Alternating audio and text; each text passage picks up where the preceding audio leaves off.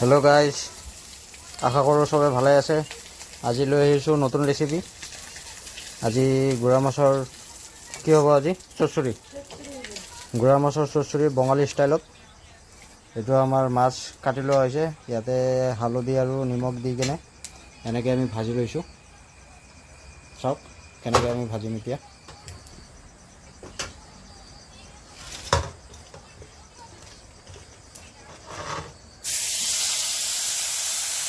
এনেকৈ তেলটো গৰম কৰি কিনে ভাজি ল'ব।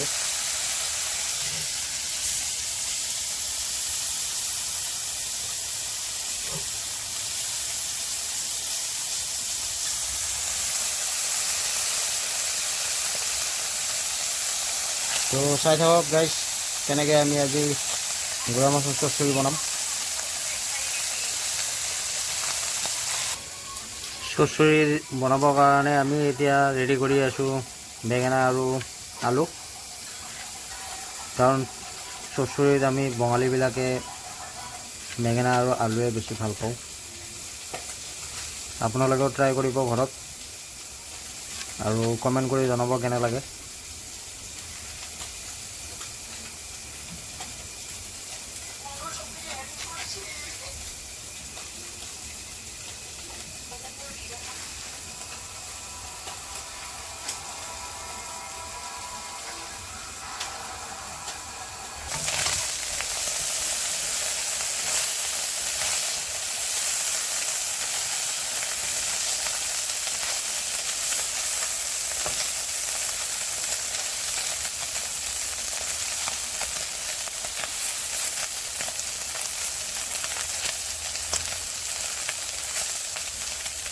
এনেকৈ মাছটো কঢ়াকৈ ভাজি ল'ব লাগিব ৰঙা ৰঙাকৈ। গাইজ আমি এতিয়া মছলা বটি লৈছোঁ, শুকান আৰু কেঁচা জলকীয়া আৰু নেহৰু। চাই লওক।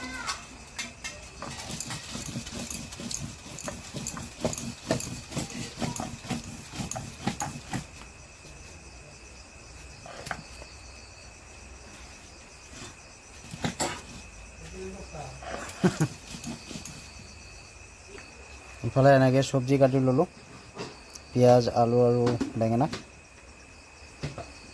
আমাৰ চচ্চড়ি যোগাৰ প্ৰায় হৈ গৈছে। আমাৰ মছলা বটা হৈ গ'ল।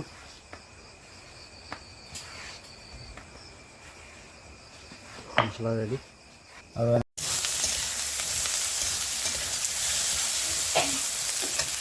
আমাৰ আলু বেঙেনা প্ৰায় ভাজা হৈয়ে গৈছে, আৰু 5 মিনিট এনেকৈ ভাজি ল'ম।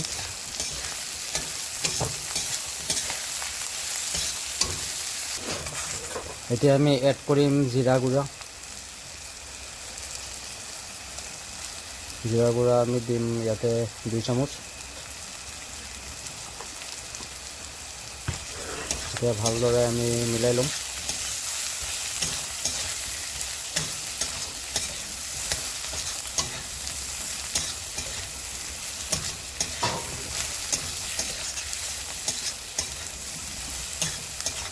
এতিয়া লগত আমি এতিয়া এড কৰি দিম পানী।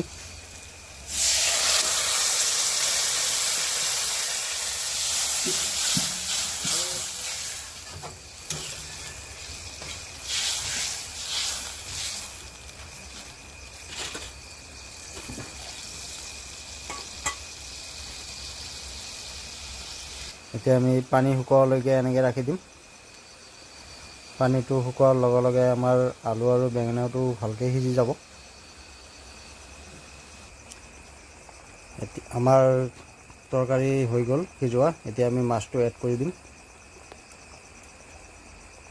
এনেকৈ মাছবিলাক আমি তৰকাৰীত দি দিম।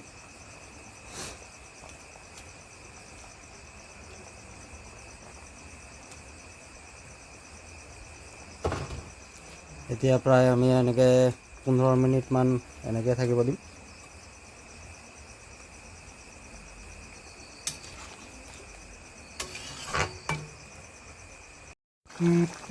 প্ৰায় 20 মিনিট এনেকৈ ৰখাৰ পিছত আমাৰ চচ্চড়ি প্ৰায় ৰেডি হৈ গৈছে। চাই লওক।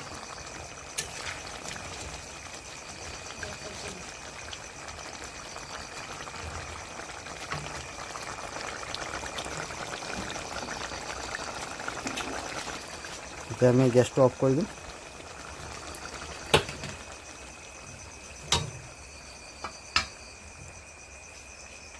আৰু বেলেগ এটা পাত্ৰত ঢালি ল'ম এতিয়া।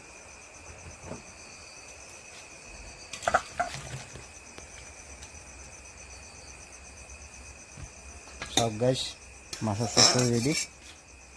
আপোনালোকেও ট্ৰাই কৰিব এনেকৈ ঘৰত আৰু কমেণ্ট কৰি জনাব খাবলৈ কেনেকুৱা টেষ্ট। আমাৰতো বহুত টেষ্টি লাগে আৰু আমি এনেকৈয়ে বনাওঁ। তো আৰু এনেকৈ ভিডিঅ' পাবৰ কাৰণে কমেণ্ট কৰিব।